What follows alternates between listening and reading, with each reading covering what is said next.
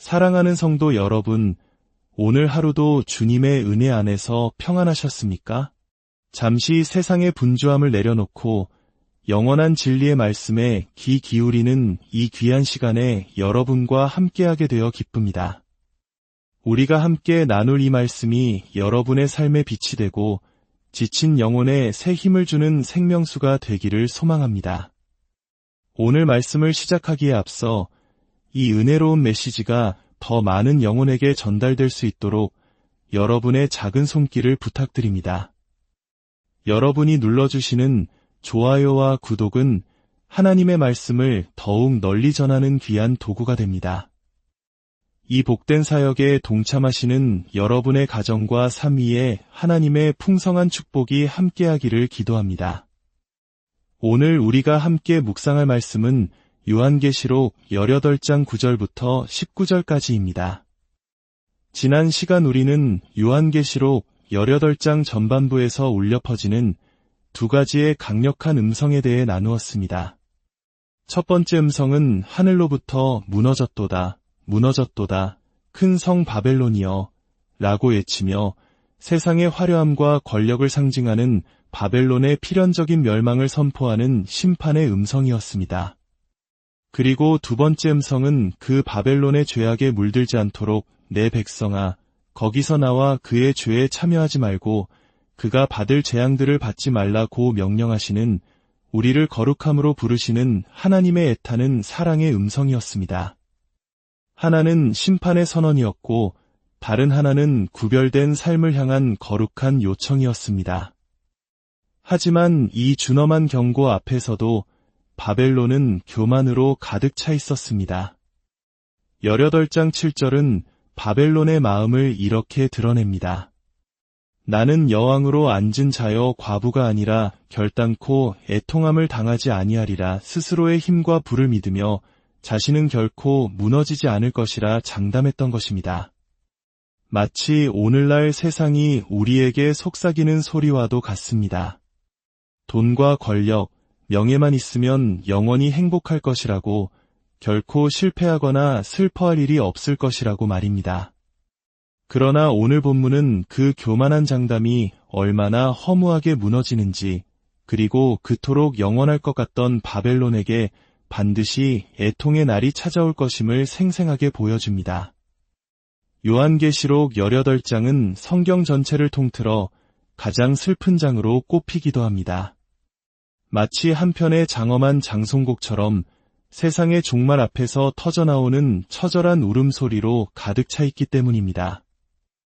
오늘 본문에서는 크게 세 부류의 사람들이 이 거대한 멸망 앞에서 통곡하며 애통해야 합니다. 첫째는 땅의 왕들이요, 둘째는 땅의 상인들이며 셋째는 바다에서 일하며 불을 쌓던 자들입니다. 그런데 놀랍게도 이들의 슬픔에는 한 가지 공통점이 있습니다. 그것은 바로 바벨론이라는 도시 자체가 무너진 것에 대한 슬픔이 아니라는 점입니다. 그들은 바벨론을 통해 자신들이 누려왔던 권력, 사치, 그리고 막대한 부가 한순간에 사라져버렸기 때문에 슬퍼하고 있는 것입니다. 다시 말해 그들의 눈물은 바벨론을 향한 것이 아니라 자신의 이익과 풍요를 잃어버린 스스로를 향한 이기적인 눈물이었습니다. 그들에게 중요한 것은 바벨론의 존재가 아니라 그것이 가져다주던 달콤한 이익이었을 뿐입니다. 우리 삶도 돌아보면 이와 비슷할 때가 많습니다. 우리는 살아가면서 예기치 않게 소중한 것들을 잃어버리곤 합니다. 오랫동안 쌓아온 재산일 수도 있고 건강일 수도 있으며 혹은 소중한 사람과의 관계일 수도 있습니다. 그럴 때 우리는 어떤 반응을 보입니까?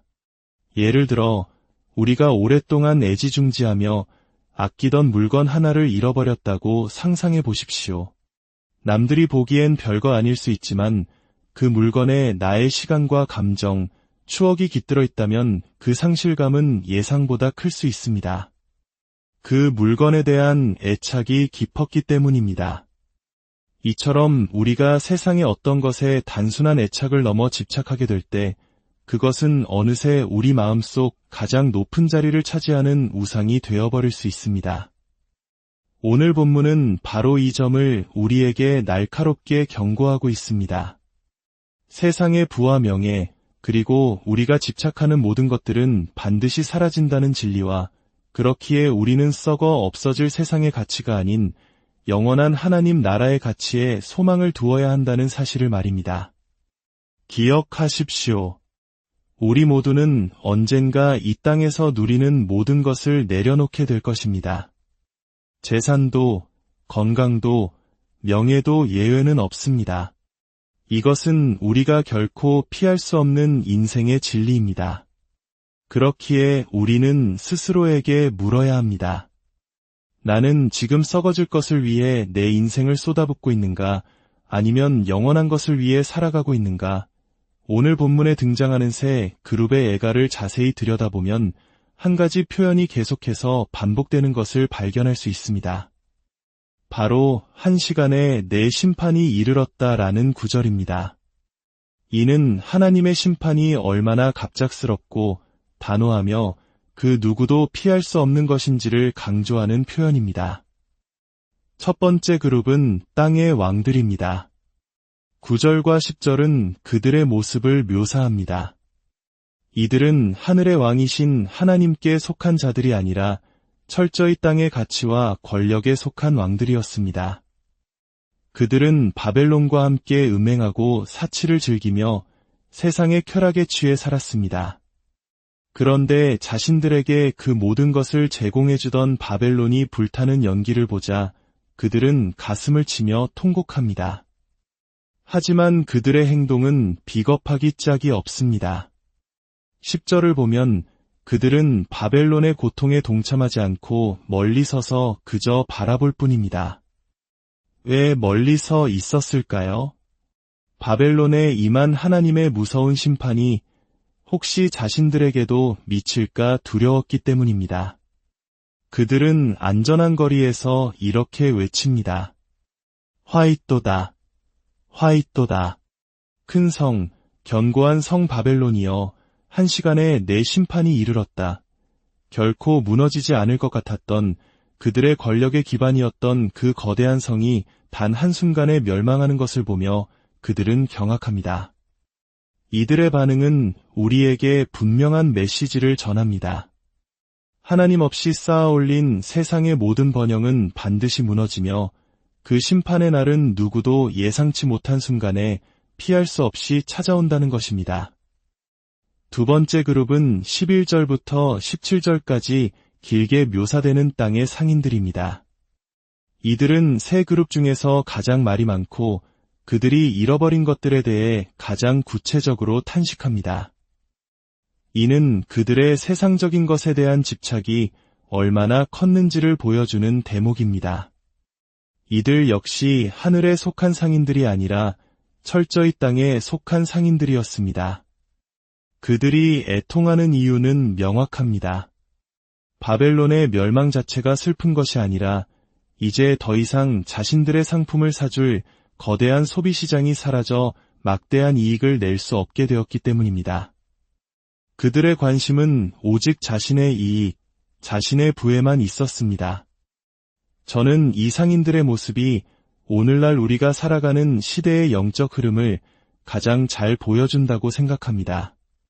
첫째, 이들은 세상에서 어떻게든 더 많은 이익을 얻으려는 사람들입니다. 어쩌면 더 많이 소유하고 더 높이 올라가려는 우리의 모습과도 닮아있지 않습니까? 둘째, 이들은 손해가 생기자 한순간에 무너집니다. 그들의 삶의 기준이 영원한 가치가 아니라 변하기 쉬운 이익에 있었기 때문입니다. 그들이 팔던 상품 목록을 보면 당시 로마 제국의 사치가 어떠했는지를 짐작할 수 있습니다. 금, 은, 보석과 같은 귀금속부터 자주옥감, 비단 같은 고급 의류, 상아와 대리석으로 만든 값비싼 가구, 그리고 각종 향료와 식재료, 말과 수레, 심지어 마지막에는 종들과 사람의 영혼들까지 기록되어 있습니다. 사람의 영혼마저 사고 파는 상품으로 취급할 만큼 그들의 탐욕은 끝이 없었던 것입니다. 어떤 학자들은 이 28개의 품목이 세상의 모든 가치를 상징한다고 해석하기도 합니다. 그들 역시 똑같이 외칩니다. 화이또다, 화이또다. 한 시간에 그토록 막대하던 부가 망하였도다. 그들의 슬픔의 이유는 단 하나, 그들이 목숨처럼 집착했던 부가 사라졌기 때문입니다.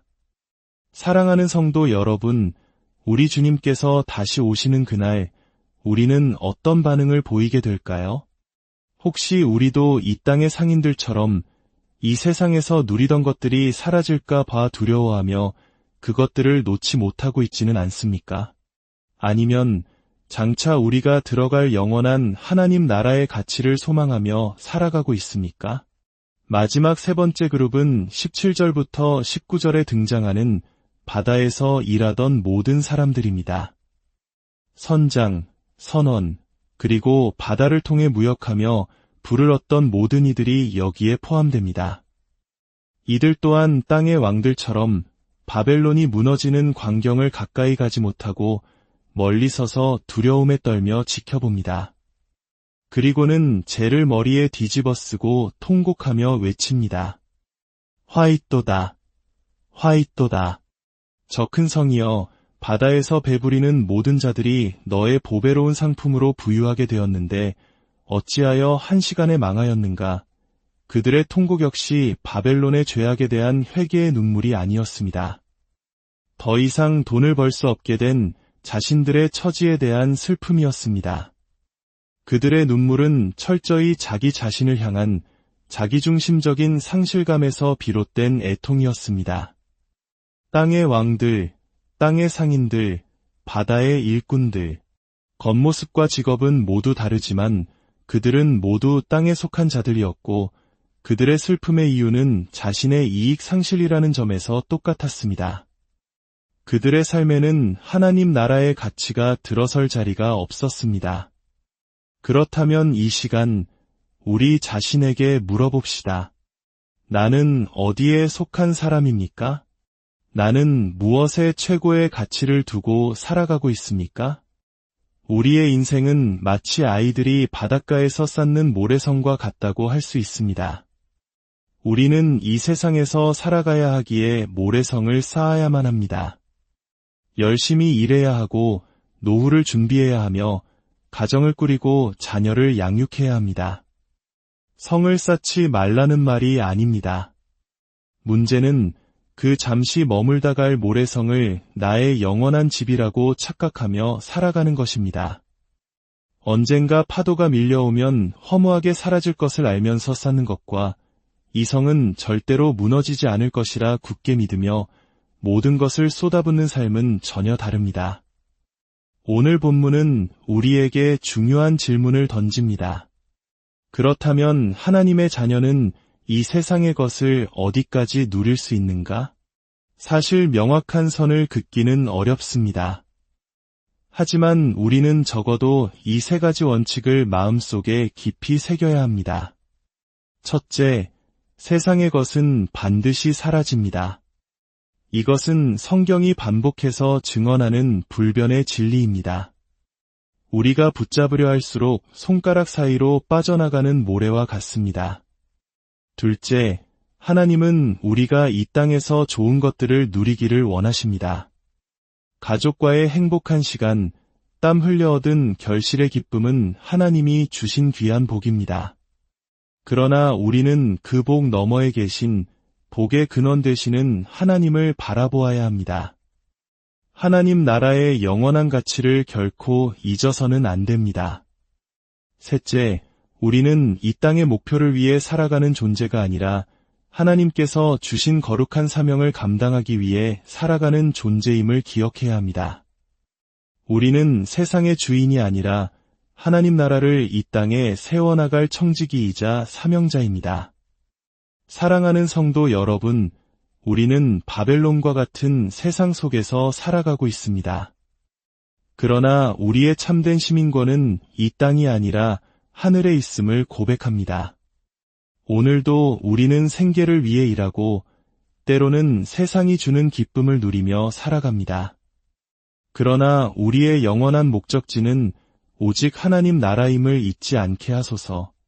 이 땅에서 이미 시작된 하나님의 나라를 위해 살아가게 하시고 오늘 하루도 우리에게 맡겨주신 그 사명을 충실히 감당하는 복된 날이 되게 하소서. 예수 그리스도의 이름으로 기도드립니다. 사랑하는 성도 여러분, 오늘 하루도 주님의 은혜 안에서 평안하셨습니까? 잠시 세상의 분주함을 내려놓고 영원한 진리의 말씀에 귀 기울이는 이 귀한 시간에 여러분과 함께하게 되어 기쁩니다. 우리가 함께 나눌 이 말씀이 여러분의 삶에 빛이 되고 지친 영혼에 새 힘을 주는 생명수가 되기를 소망합니다. 오늘 말씀을 시작하기에 앞서 이 은혜로운 메시지가 더 많은 영혼에게 전달될 수 있도록 여러분의 작은 손길을 부탁드립니다. 여러분이 눌러주시는 좋아요와 구독은 하나님의 말씀을 더욱 널리 전하는 귀한 도구가 됩니다. 이 복된 사역에 동참하시는 여러분의 가정과 삶 위에 하나님의 풍성한 축복이 함께하기를 기도합니다. 오늘 우리가 함께 묵상할 말씀은 요한계시록 18장 9절부터 19절까지입니다. 지난 시간 우리는 요한계시록 18장 전반부에서 울려 퍼지는 두 가지의 강력한 음성에 대해 나누었습니다. 첫 번째 음성은 하늘로부터 무너졌도다, 무너졌도다, 큰 성 바벨론이여 라고 외치며 세상의 화려함과 권력을 상징하는 바벨론의 필연적인 멸망을 선포하는 심판의 음성이었습니다. 그리고 두 번째 음성은 그 바벨론의 죄악에 물들지 않도록 내 백성아, 거기서 나와 그의 죄에 참여하지 말고 그가 받을 재앙들을 받지 말라고 명령하시는 우리를 거룩함으로 부르시는 하나님의 애타는 사랑의 음성이었습니다. 하나는 심판의 선언이었고 다른 하나는 구별된 삶을 향한 거룩한 요청이었습니다. 하지만 이 준엄한 경고 앞에서도 바벨론은 교만으로 가득 차 있었습니다. 18장 7절은 바벨론의 마음을 이렇게 드러냅니다. 나는 여왕으로 앉은 자여 과부가 아니라 결단코 애통함을 당하지 아니하리라. 스스로의 힘과 부를 믿으며 자신은 결코 무너지지 않을 것이라 장담했던 것입니다. 마치 오늘날 세상이 우리에게 속삭이는 소리와도 같습니다. 돈과 권력, 명예만 있으면 영원히 행복할 것이라고, 결코 실패하거나 슬퍼할 일이 없을 것이라고 말입니다. 그러나 오늘 본문은 그 교만한 장담이 얼마나 허무하게 무너지는지, 그리고 그토록 영원할 것 같던 바벨론에게 반드시 애통의 날이 찾아올 것임을 생생하게 보여줍니다. 요한계시록 18장은 성경 전체를 통틀어 가장 슬픈 장으로 꼽히기도 합니다. 마치 한편의 장엄한 장송곡처럼 세상의 종말 앞에서 터져나오는 처절한 울음소리로 가득 차 있기 때문입니다. 오늘 본문에서는 크게 세 부류의 사람들이 이 거대한 멸망 앞에서 통곡하며 애통해합니다. 첫째는 땅의 왕들이요, 둘째는 땅의 상인들이며 셋째는 바다에서 일하며 불을 쌌던 자들입니다. 그런데 놀랍게도 이들의 슬픔에는 한 가지 공통점이 있습니다. 그것은 바로 바벨론이라는 도시 자체가 무너진 것에 대한 슬픔이 아니라는 점입니다. 그들은 바벨론을 통해 자신들이 누려왔던 권력, 사치, 그리고 막대한 부가 한순간에 사라져버렸기 때문에 슬퍼하고 있는 것입니다. 다시 말해 그들의 눈물은 바벨론을 향한 것이 아니라 자신의 이익과 풍요를 잃어버린 스스로를 향한 이기적인 눈물이었습니다. 그들에게 중요한 것은 바벨론의 존재가 아니라 그것이 가져다주던 달콤한 이익이었을 뿐입니다. 우리 삶도 돌아보면 이와 비슷할 때가 많습니다. 우리는 살아가면서 예기치 않게 소중한 것들을 잃어버리곤 합니다. 오랫동안 쌓아온 재산일 수도 있고 건강일 수도 있으며 혹은 소중한 사람과의 관계일 수도 있습니다. 그럴 때 우리는 어떤 반응을 보입니까? 예를 들어 우리가 오랫동안 애지중지하며 아끼던 물건 하나를 잃어버렸다고 상상해 보십시오. 남들이 보기엔 별거 아닐 수 있지만 그 물건에 나의 시간과 감정, 추억이 깃들어 있다면 그 상실감은 예상보다 클 수 있습니다. 그 물건에 대한 애착이 깊었기 때문입니다. 이처럼 우리가 세상의 어떤 것에 단순한 애착을 넘어 집착하게 될 때 그것은 어느새 우리 마음속 가장 높은 자리를 차지하는 우상이 되어버릴 수 있습니다. 오늘 본문은 바로 이 점을 우리에게 날카롭게 경고하고 있습니다. 세상의 부와 명예, 그리고 우리가 집착하는 모든 것들은 반드시 사라진다는 진리와 그렇기에 우리는 썩어 없어질 세상의 가치가 아닌 영원한 하나님 나라의 가치에 소망을 두어야 한다는 사실을 말입니다. 기억하십시오. 우리 모두는 언젠가 이 땅에서 누리는 모든 것을 내려놓게 될 것입니다. 재산도, 건강도, 명예도 예외는 없습니다. 이것은 우리가 결코 피할 수 없는 인생의 진리입니다. 그렇기에 우리는 스스로에게 물어야 합니다. 나는 지금 썩어질 것을 위해 내 인생을 쏟아붓고 있는가? 아니면 영원한 것을 위해 살아가고 있는가? 오늘 본문에 등장하는 새 그룹의 애가를 자세히 들여다보면 한 가지 표현이 계속해서 반복되는 것을 발견할 수 있습니다. 바로 한 시간에 내 심판이 이르렀다라는 구절입니다. 이는 하나님의 심판이 얼마나 갑작스럽고 단호하며 그 누구도 피할 수 없는 것인지를 강조하는 표현입니다. 첫 번째 그룹은 땅의 왕들입니다. 9절과 10절은 그들의 모습을 묘사합니다. 이들은 하늘의 왕이신 하나님께 속한 자들이 아니라 철저히 땅의 가치와 권력에 속한 왕들이었습니다. 그들은 바벨론과 함께 음행하고 사치를 즐기며 세상의 쾌락에 취해 살았습니다. 그런데 자신들에게 그 모든 것을 제공해주던 바벨론이 불타는 연기를 보자 그들은 가슴을 치며 통곡합니다. 하지만 그들의 행동은 비겁하기 짝이 없습니다. 10절을 보면 그들은 바벨론의 고통에 동참하지 않고 멀리 서서 그저 바라볼 뿐입니다. 왜 멀리 서 있었을까요? 바벨론에 임한 하나님의 무서운 심판이 혹시 자신들에게도 미칠까 두려웠기 때문입니다. 그들은 안전한 거리에서 이렇게 외칩니다. 화이또다, 화이또다. 큰 성, 견고한 성 바벨론이여, 한 시간에 내 심판이 이르렀다.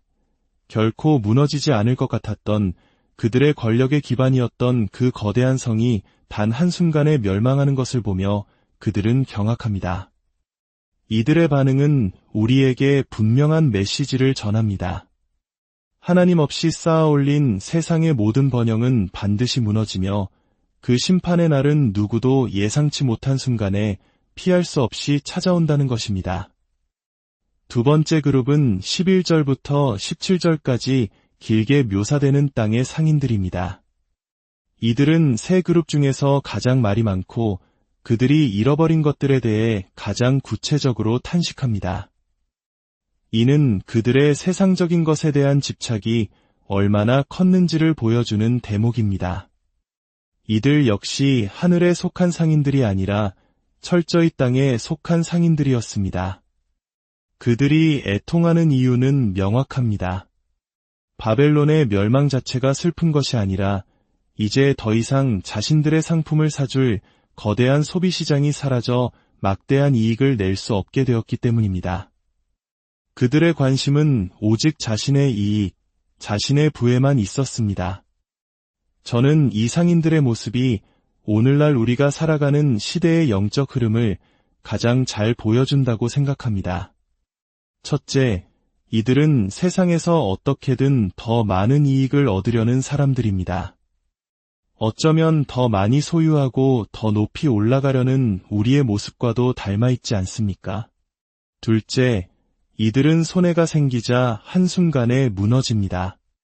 그들의 삶의 기준이 영원한 가치가 아니라 변하기 쉬운 이익에 있었기 때문입니다. 그들이 팔던 상품 목록을 보면 당시 로마 제국의 사치가 어떠했는지를 짐작할 수 있습니다.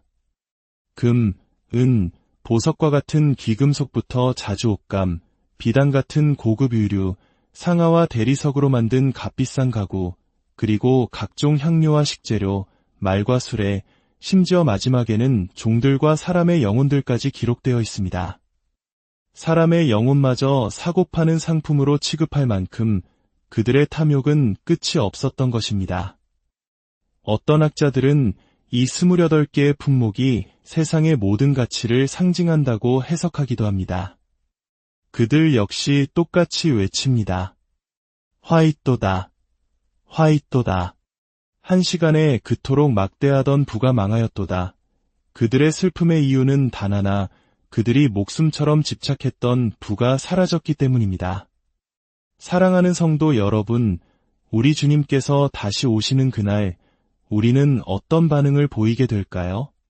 혹시 우리도 이 땅의 상인들처럼 이 세상에서 누리던 것들이 사라질까 봐 두려워하며 그것들을 놓지 못하고 있지는 않습니까? 아니면 장차 우리가 들어갈 영원한 하나님 나라의 가치를 소망하며 살아가고 있습니까? 마지막 세 번째 그룹은 17절부터 19절에 등장하는 바다에서 일하던 모든 사람들입니다. 선장, 선원, 그리고 바다를 통해 무역하며 부를 얻던 모든 이들이 여기에 포함됩니다. 이들 또한 땅의 왕들처럼 바벨론이 무너지는 광경을 가까이 가지 못하고 멀리 서서 두려움에 떨며 지켜봅니다. 그리고는 재를 머리에 뒤집어 쓰고 통곡하며 외칩니다. 화이또다, 화이또다. 저 큰 성이여, 바다에서 배부리는 모든 자들이 너의 보배로운 상품으로 부유하게 되었는데 어찌하여 한 시간에 망하였는가? 그들의 통곡 역시 바벨론의 죄악에 대한 회개의 눈물이 아니었습니다. 더 이상 돈을 벌 수 없게 된 자신들의 처지에 대한 슬픔이었습니다. 그들의 눈물은 철저히 자기 자신을 향한 자기중심적인 상실감에서 비롯된 애통이었습니다. 땅의 왕들, 땅의 상인들, 바다의 일꾼들, 겉모습과 직업은 모두 다르지만 그들은 모두 땅에 속한 자들이었고 그들의 슬픔의 이유는 자신의 이익 상실이라는 점에서 똑같았습니다. 그들의 삶에는 하나님 나라의 가치가 들어설 자리가 없었습니다. 그렇다면 이 시간 우리 자신에게 물어봅시다. 나는 어디에 속한 사람입니까? 나는 무엇에 최고의 가치를 두고 살아가고 있습니까? 우리의 인생은 마치 아이들이 바닷가에서 쌓는 모래성과 같다고 할 수 있습니다. 우리는 이 세상에서 살아가야 하기에 모래성을 쌓아야만 합니다. 열심히 일해야 하고 노후를 준비해야 하며 가정을 꾸리고 자녀를 양육해야 합니다. 성을 쌓지 말라는 말이 아닙니다. 문제는 그 잠시 머물다 갈 모래성을 나의 영원한 집이라고 착각하며 살아가는 것입니다. 언젠가 파도가 밀려오면 허무하게 사라질 것을 알면서 쌓는 것과 이 성은 절대로 무너지지 않을 것이라 굳게 믿으며 모든 것을 쏟아붓는 삶은 전혀 다릅니다. 오늘 본문은 우리에게 중요한 질문을 던집니다. 그렇다면 하나님의 자녀는 이 세상의 것을 어디까지 누릴 수 있는가? 사실 명확한 선을 긋기는 어렵습니다. 하지만 우리는 적어도 이 세 가지 원칙을 마음속에 깊이 새겨야 합니다. 첫째, 세상의 것은 반드시 사라집니다. 이것은 성경이 반복해서 증언하는 불변의 진리입니다. 우리가 붙잡으려 할수록 손가락 사이로 빠져나가는 모래와 같습니다. 둘째, 하나님은 우리가 이 땅에서 좋은 것들을 누리기를 원하십니다. 가족과의 행복한 시간, 땀 흘려 얻은 결실의 기쁨은 하나님이 주신 귀한 복입니다. 그러나 우리는 그 복 너머에 계신 복의 근원 되시는 하나님을 바라보아야 합니다. 하나님 나라의 영원한 가치를 결코 잊어서는 안 됩니다. 셋째, 우리는 이 땅의 목표를 위해 살아가는 존재가 아니라 하나님께서 주신 거룩한 사명을 감당하기 위해 살아가는 존재임을 기억해야 합니다. 우리는 세상의 주인이 아니라 하나님 나라를 이 땅에 세워나갈 청지기이자 사명자입니다. 사랑하는 성도 여러분, 우리는 바벨론과 같은 세상 속에서 살아가고 있습니다. 그러나 우리의 참된 시민권은 이 땅이 아니라 하늘에 있음을 고백합니다. 오늘도 우리는 생계를 위해 일하고 때로는 세상이 주는 기쁨을 누리며 살아갑니다. 그러나 우리의 영원한 목적지는 오직 하나님 나라임을 잊지 않게 하소서. 이 땅에서 이미 시작된 하나님의 나라를 위해 살아가게 하시고 오늘 하루도 우리에게 맡겨주신 그 사명을 충실히 감당하는 복된 날이 되게 하소서. 예수 그리스도의 이름으로 기도드립니다. 사랑하는 성도 여러분, 오늘 하루도 주님의 은혜 안에서 평안하셨습니까? 잠시 세상의 분주함을 내려놓고 영원한 진리의 말씀에 귀 기울이는 이 귀한 시간에 여러분과 함께하게 되어 기쁩니다. 우리가 함께 나눌 이 말씀이 여러분의 삶에 빛이 되고 지친 영혼에 새 힘을 주는 생명수가 되기를 소망합니다. 오늘 말씀을 시작하기에 앞서 이 은혜로운 메시지가 더 많은 영혼에게 전달될 수 있도록 여러분의 작은 손길을 부탁드립니다. 여러분이 눌러주시는 좋아요와 구독은 하나님의 말씀을 더욱 널리 전하는 귀한 도구가 됩니다. 이 복된 사역에 동참하시는 여러분의 가정과 삶 위에 하나님의 풍성한 축복이 함께하기를 기도합니다. 오늘 우리가 함께 묵상할 말씀은 요한계시록 18장 9절부터 19절까지입니다. 지난 시간 우리는 요한계시록 18장 전반부에서 울려 퍼지는 두 가지의 강력한 음성에 대해 나누었습니다. 첫 번째 음성은 하늘로부터 무너졌도다, 무너졌도다, 큰 성 바벨론이여 라고 외치며 세상의 화려함과 권력을 상징하는 바벨론의 필연적인 멸망을 선포하는 심판의 음성이었습니다. 그리고 두 번째 음성은 그 바벨론의 죄악에 물들지 않도록 내 백성아, 거기서 나와 그의 죄에 참여하지 말고 그가 받을 재앙들을 받지 말라고 명령하시는 우리를 거룩함으로 부르시는 하나님의 애타는 사랑의 음성이었습니다.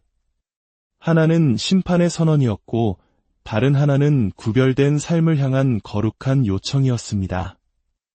하지만 이 준엄한 경고 앞에서도 바벨론은 교만으로 가득 차 있었습니다. 18장 7절은 바벨론의 마음을 이렇게 드러냅니다. 나는 여왕으로 앉은 자여 과부가 아니라 결단코 애통함을 당하지 아니하리라. 스스로의 힘과 부를 믿으며 자신은 결코 무너지지 않을 것이라 장담했던 것입니다. 마치 오늘날 세상이 우리에게 속삭이는 소리와도 같습니다. 돈과 권력, 명예만 있으면 영원히 행복할 것이라고, 결코 실패하거나 슬퍼할 일이 없을 것이라고 말입니다. 그러나 오늘 본문은 그 교만한 장담이 얼마나 허무하게 무너지는지, 그리고 그토록 영원할 것 같던 바벨론에게 반드시 애통의 날이 찾아올 것임을 생생하게 보여줍니다. 요한계시록 18장은 성경 전체를 통틀어 가장 슬픈 장으로 꼽히기도 합니다. 마치 한편의 장엄한 장송곡처럼 세상의 종말 앞에서 터져나오는 처절한 울음소리로 가득 차 있기 때문입니다. 오늘 본문에서는 크게 세 부류의 사람들이 이 거대한 멸망 앞에서 통곡하며 애통해합니다. 첫째는 땅의 왕들이요, 둘째는 땅의 상인들이며 셋째는 바다에서 일하며 불을 쌓던 자들입니다. 그런데 놀랍게도 이들의 슬픔에는 한 가지 공통점이 있습니다. 그것은 바로 바벨론이라는 도시 자체가 무너진 것에 대한 슬픔이 아니라는 점입니다. 그들은 바벨론을 통해 자신들이 누려왔던 권력, 사치, 그리고 막대한 부가 한순간에 사라져버렸기 때문에 슬퍼하고 있는 것입니다. 다시 말해 그들의 눈물은 바벨론을 향한 것이 아니라 자신의 이익과 풍요를 잃어버린 스스로를 향한 이기적인 눈물이었습니다. 그들에게 중요한 것은 바벨론의 존재가 아니라 그것이 가져다주던 달콤한 이익이었을 뿐입니다. 우리 삶도 돌아보면 이와 비슷할 때가 많습니다. 우리는 살아가면서 예기치 않게 소중한 것들을 잃어버리곤 합니다. 오랫동안 쌓아온 재산일 수도 있고 건강일 수도 있으며 혹은 소중한 사람과의 관계일 수도 있습니다. 그럴 때 우리는 어떤 반응을 보입니까? 예를 들어 우리가 오랫동안 애지중지하며 아끼던 물건 하나를 잃어버렸다고 상상해 보십시오. 남들이 보기엔 별거 아닐 수 있지만 그 물건에 나의 시간과 감정, 추억이 깃들어 있다면 그 상실감은 예상보다 클 수 있습니다. 그 물건에 대한 애착이 깊었기 때문입니다. 이처럼 우리가 세상의 어떤 것에 단순한 애착을 넘어 집착하게 될 때 그것은 어느새 우리 마음속 가장 높은 자리를 차지하는 우상이 되어버릴 수 있습니다. 오늘 본문은 바로 이 점을 우리에게 날카롭게 경고하고 있습니다. 세상의 부와 명예, 그리고 우리가 집착하는 모든 것들은 반드시 사라진다는 진리와 그렇기에 우리는 썩어 없어질 세상의 가치가 아닌 영원한 하나님 나라의 가치에 소망을 두어야 한다는 사실을 말입니다. 기억하십시오. 우리 모두는 언젠가 이 땅에서 누리는 모든 것을 내려놓게 될 것입니다. 재산도, 건강도, 명예도 예외는 없습니다. 이것은 우리가 결코 피할 수 없는 인생의 진리입니다. 그렇기에 우리는 스스로에게 물어야 합니다. 나는 지금 썩어질 것을 위해 내 인생을 쏟아붓고 있는가, 아니면 영원한 것을 위해 살아가고 있는가? 오늘 본문에 등장하는 새 그룹의 애가를 자세히 들여다보면 한 가지 표현이 계속해서 반복되는 것을 발견할 수 있습니다. 바로 한 시간에 내 심판이 이르렀다라는 구절입니다.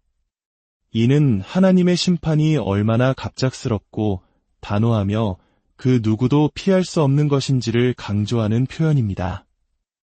첫 번째 그룹은 땅의 왕들입니다. 9절과 10절은 그들의 모습을 묘사합니다.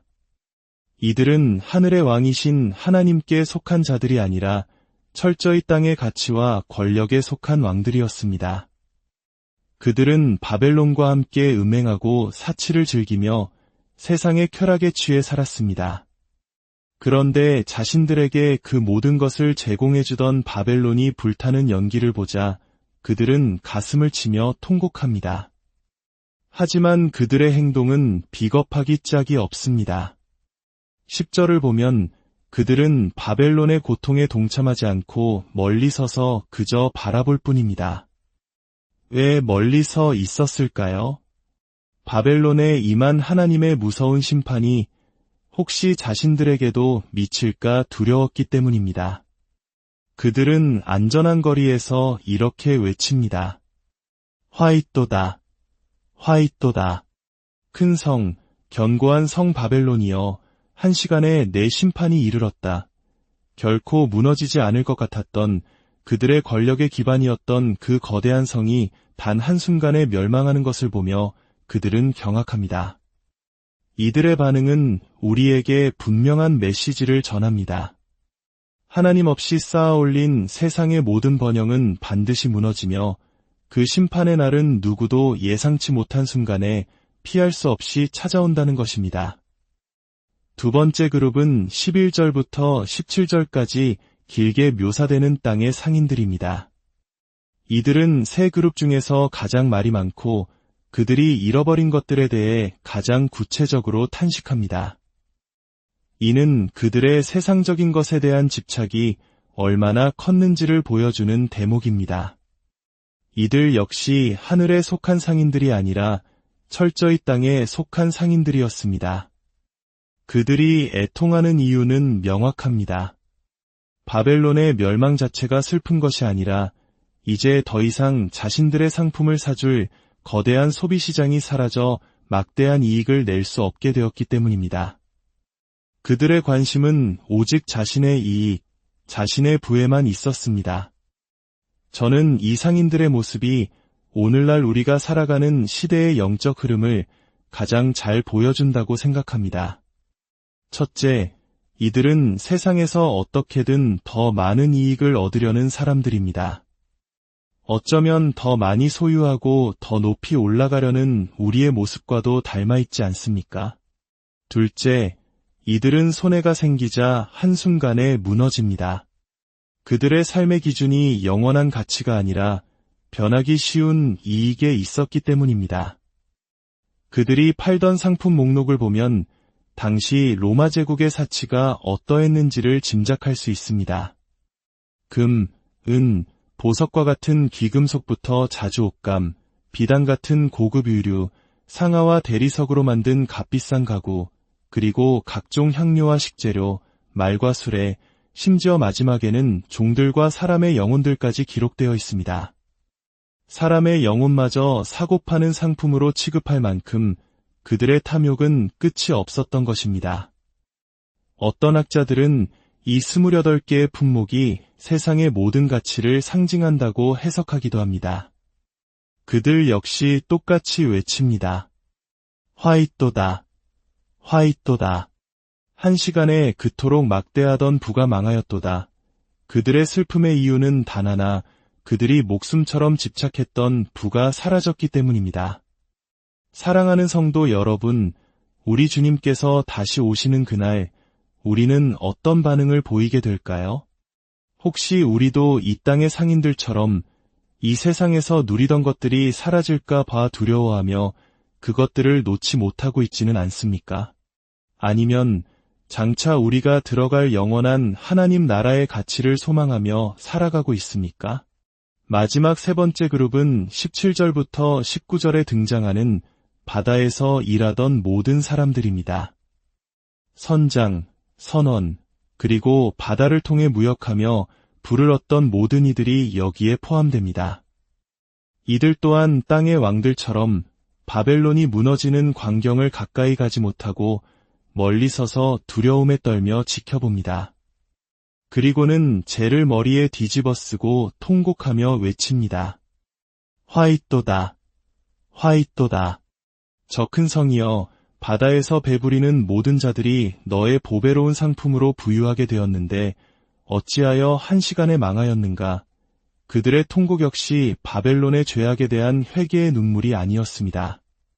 더 이상 돈을 벌 수 없게 된 자신들의 처지에 대한 슬픔이었습니다. 그들의 눈물은 철저히 자기 자신을 향한 자기중심적인 상실감에서 비롯된 애통이었습니다. 땅의 왕들, 땅의 상인들, 바다의 일꾼들, 겉모습과 직업은 모두 다르지만 그들은 모두 땅에 속한 자들이었고 그들의 슬픔의 이유는 자신의 이익 상실이라는 점에서 똑같았습니다. 그들의 삶에는 하나님 나라의 가치가 들어설 자리가 없었습니다. 그렇다면 이 시간 우리 자신에게 물어봅시다. 나는 어디에 속한 사람입니까?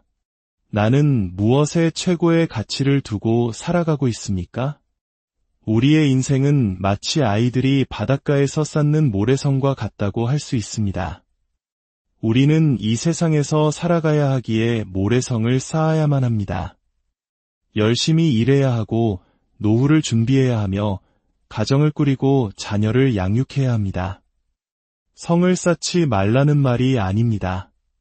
문제는 그 잠시 머물다 갈 모래성을 나의 영원한 집이라고 착각하며 살아가는 것입니다.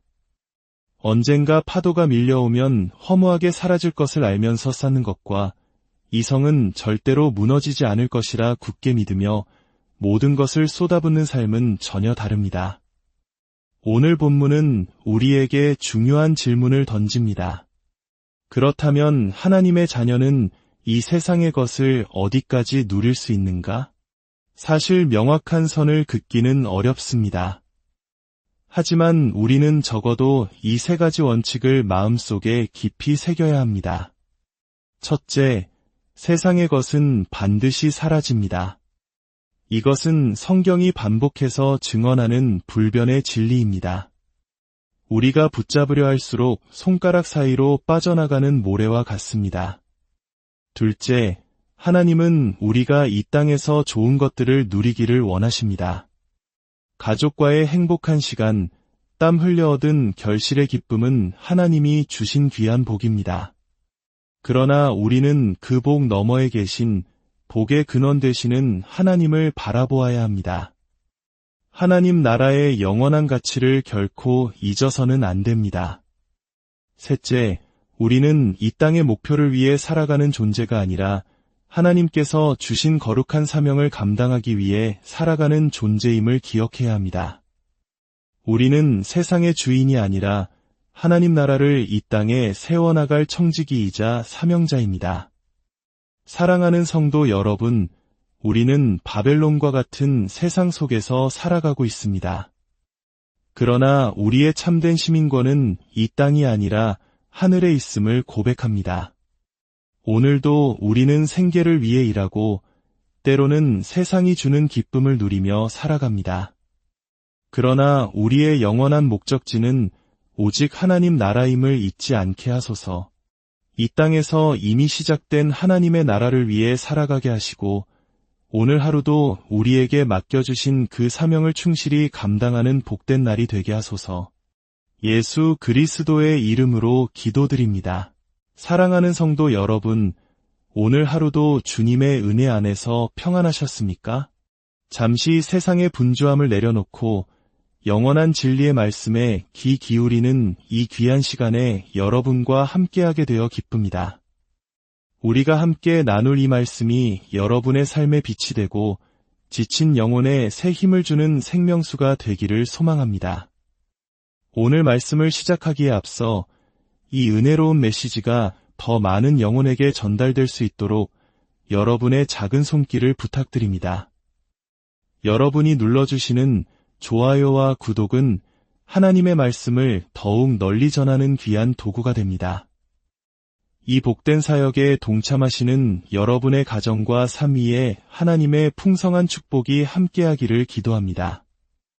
오늘 우리가 함께 묵상할 말씀은 요한계시록 18장 9절부터 19절까지입니다. 지난 시간 우리는 요한계시록 18장 전반부에서 울려 퍼지는 두 가지의 강력한 음성에 대해 나누었습니다. 첫 번째 음성은 하늘로부터 무너졌도다, 무너졌도다, 큰 성 바벨론이여 라고 외치며 세상의 화려함과 권력을 상징하는 바벨론의 필연적인 멸망을 선포하는 심판의 음성이었습니다. 그리고 두 번째 음성은 그 바벨론의 죄악에 물들지 않도록 내 백성아, 거기서 나와 그의 죄에 참여하지 말고 그가 받을 재앙들을 받지 말라고 명령하시는 우리를 거룩함으로 부르시는 하나님의 애타는 사랑의 음성이었습니다. 하나는 심판의 선언이었고 다른 하나는 구별된 삶을 향한 거룩한 요청이었습니다. 하지만 이 준엄한 경고 앞에서도 바벨론은 교만으로 가득 차 있었습니다. 18장 7절은 바벨론의 마음을 이렇게 드러냅니다. 나는 여왕으로 앉은 자여 과부가 아니라 결단코 애통함을 당하지 아니하리라. 스스로의 힘과 부를 믿으며 자신은 결코 무너지지 않을 것이라 장담했던 것입니다. 마치 오늘날 세상이 우리에게 속삭이는 소리와도 같습니다. 돈과 권력, 명예만 있으면 영원히 행복할 것이라고, 결코 실패하거나 슬퍼할 일이 없을 것이라고 말입니다. 그러나 오늘 본문은 그 교만한 장담이 얼마나 허무하게 무너지는지, 그리고 그토록 영원할 것 같던 바벨론에게 반드시 애통의 날이 찾아올 것임을 생생하게 보여줍니다. 요한계시록 18장은 성경 전체를 통틀어 가장 슬픈 장으로 꼽히기도 합니다. 마치 한편의 장엄한 장송곡처럼 세상의 종말 앞에서 터져나오는 처절한 울음소리로 가득 차 있기 때문입니다. 오늘 본문에서는 크게 세 부류의 사람들이 이 거대한 멸망 앞에서 통곡하며 애통해합니다. 첫째는 땅의 왕들이요, 둘째는 땅의 상인들이며 셋째는 바다에서 일하며 불을 쌓던 자들입니다. 그런데 놀랍게도 이들의 슬픔에는 한 가지 공통점이 있습니다. 그것은 바로 바벨론이라는 도시 자체가 무너진 것에 대한 슬픔이 아니라는 점입니다. 그들은 바벨론을 통해 자신들이 누려왔던 권력, 사치, 그리고 막대한 부가 한순간에 사라져버렸기 때문에 슬퍼하고 있는 것입니다. 다시 말해 그들의 눈물은 바벨론을 향한 것이 아니라 자신의 이익과 풍요를 잃어버린 스스로를 향한 이기적인 눈물이었습니다. 그들에게 중요한 것은 바벨론의 존재가 아니라 그것이 가져다주던 달콤한 이익이었을 뿐입니다. 우리 삶도 돌아보면 이와 비슷할 때가 많습니다. 우리는 살아가면서 예기치 않게 소중한 것들을 잃어버리곤 합니다. 오랫동안 쌓아온 재산일 수도 있고 건강일 수도 있으며 혹은 소중한 사람과의 관계일 수도 있습니다. 그럴 때 우리는 어떤 반응을 보입니까? 예를 들어 우리가 오랫동안 애지중지하며 아끼던 물건 하나를 잃어버렸다고 상상해 보십시오. 남들이 보기엔 별거 아닐 수 있지만 그 물건에 나의 시간과 감정, 추억이 깃들어 있다면 그 상실감은 예상보다 클 수 있습니다. 그 물건에 대한 애착이 깊었기 때문입니다. 이처럼 우리가 세상의 어떤 것에 단순한 애착을 넘어 집착하게 될 때 그것은 어느새 우리 마음속 가장 높은 자리를 차지하는 우상이 되어버릴 수 있습니다. 오늘 본문은 바로 이 점을 우리에게 날카롭게 경고하고 있습니다.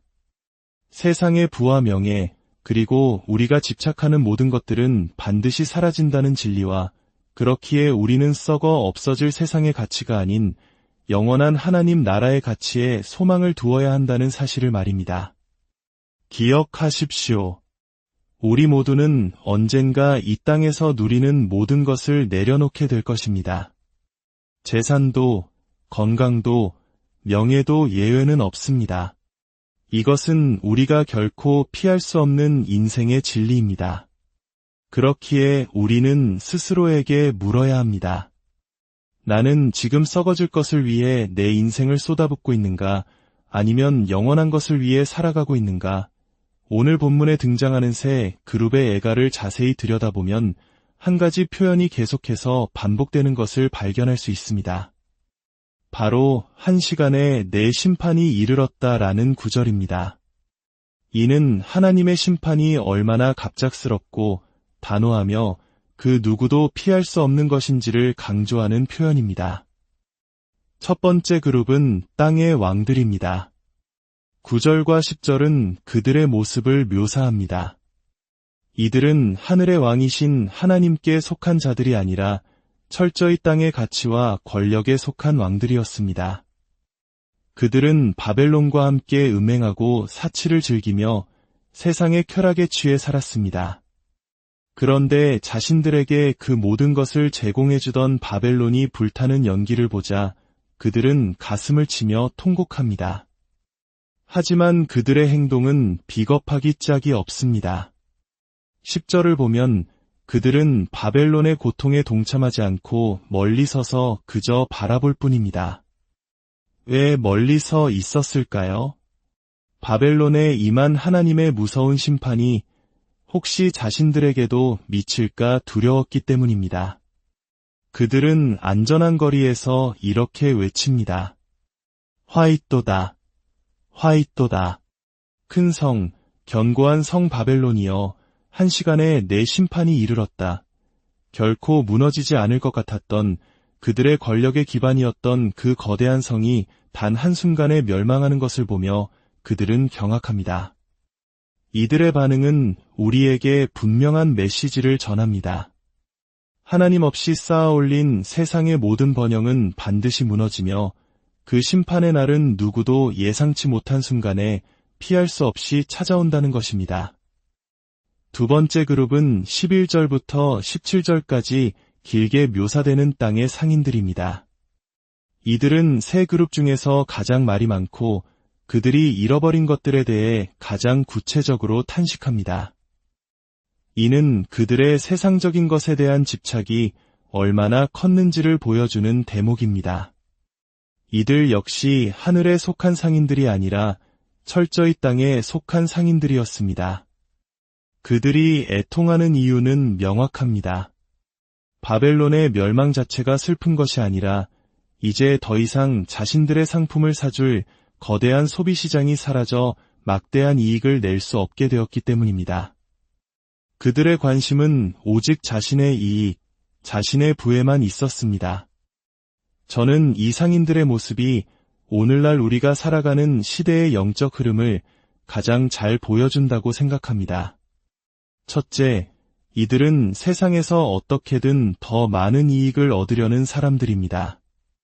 어쩌면 더 많이 소유하고 더 높이 올라가려는 우리의 모습과도 닮아 있지 않습니까? 둘째, 이들은 손해가 생기자 한순간에 무너집니다. 그들의 삶의 기준이 영원한 가치가 아니라 변하기 쉬운 이익에 있었기 때문입니다. 그들이 팔던 상품 목록을 보면 당시 로마 제국의 사치가 어떠했는지를 짐작할 수 있습니다. 금, 은, 보석과 같은 귀금속부터 자주옥감, 비단 같은 고급 의류, 상아와 대리석으로 만든 값비싼 가구, 그리고 각종 향료와 식재료, 말과 수레, 심지어 마지막에는 종들과 사람의 영혼들까지 기록되어 있습니다. 사람의 영혼마저 사고 파는 상품으로 취급할 만큼 그들의 탐욕은 끝이 없었던 것입니다. 어떤 학자들은 이 28개의 품목이 세상의 모든 가치를 상징한다고 해석하기도 합니다. 그들 역시 똑같이 외칩니다. 화이또다. 화이또다. 한 시간에 그토록 막대하던 부가 망하였도다. 그들의 슬픔의 이유는 단 하나, 그들이 목숨처럼 집착했던 부가 사라졌기 때문입니다. 사랑하는 성도 여러분, 우리 주님께서 다시 오시는 그날, 우리는 어떤 반응을 보이게 될까요? 혹시 우리도 이 땅의 상인들처럼 이 세상에서 누리던 것들이 사라질까 봐 두려워하며 그것들을 놓지 못하고 있지는 않습니까? 아니면 장차 우리가 들어갈 영원한 하나님 나라의 가치를 소망하며 살아가고 있습니까? 마지막 세 번째 그룹은 17절부터 19절에 등장하는 바다에서 일하던 모든 사람들입니다. 선장, 선원, 그리고 바다를 통해 무역하며 부를 얻던 모든 이들이 여기에 포함됩니다. 이들 또한 땅의 왕들처럼 바벨론이 무너지는 광경을 가까이 가지 못하고 멀리 서서 두려움에 떨며 지켜봅니다. 그리고는 재를 머리에 뒤집어 쓰고 통곡하며 외칩니다. 화이또다. 화이또다. 저 큰 성이여, 바다에서 배부리는 모든 자들이 너의 보배로운 상품으로 부유하게 되었는데 어찌하여 한 시간에 망하였는가? 그들의 통곡 역시 바벨론의 죄악에 대한 회개의 눈물이 아니었습니다. 더 이상 돈을 벌 수 없게 된 자신들의 처지에 대한 슬픔이었습니다. 그들의 눈물은 철저히 자기 자신을 향한 자기중심적인 상실감에서 비롯된 애통이었습니다. 땅의 왕들, 땅의 상인들, 바다의 일꾼들, 겉모습과 직업은 모두 다르지만 그들은 모두 땅에 속한 자들이었고 그들의 슬픔의 이유는 자신의 이익 상실이라는 점에서 똑같았습니다. 그들의 삶에는 하나님 나라의 가치가 들어설 자리가 없었습니다. 그렇다면 이 시간 우리 자신에게 물어봅시다. 나는 어디에 속한 사람입니까? 나는 무엇에 최고의 가치를 두고 살아가고 있습니까? 우리의 인생은 마치 아이들이 바닷가에서 쌓는 모래성과 같다고 할 수 있습니다. 우리는 이 세상에서 살아가야 하기에 모래성을 쌓아야만 합니다. 열심히 일해야 하고 노후를 준비해야 하며 가정을 꾸리고 자녀를 양육해야 합니다. 성을 쌓지 말라는 말이 아닙니다. 문제는 그 잠시 머물다 갈 모래성을 나의 영원한 집이라고 착각하며 살아가는 것입니다. 언젠가 파도가 밀려오면 허무하게 사라질 것을 알면서 쌓는 것과 이 성은 절대로 무너지지 않을 것이라 굳게 믿으며 모든 것을 쏟아붓는 삶은 전혀 다릅니다. 오늘 본문은 우리에게 중요한 질문을 던집니다. 그렇다면 하나님의 자녀는 이 세상의 것을 어디까지 누릴 수 있는가? 사실 명확한 선을 긋기는 어렵습니다.